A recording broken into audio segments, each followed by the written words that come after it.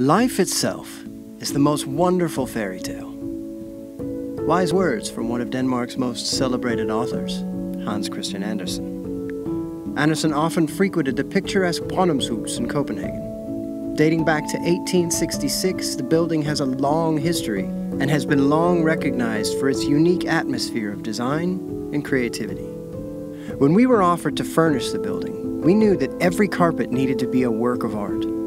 There needed to be a sense of wonder whenever someone entered a room, and every room had to tell a unique story.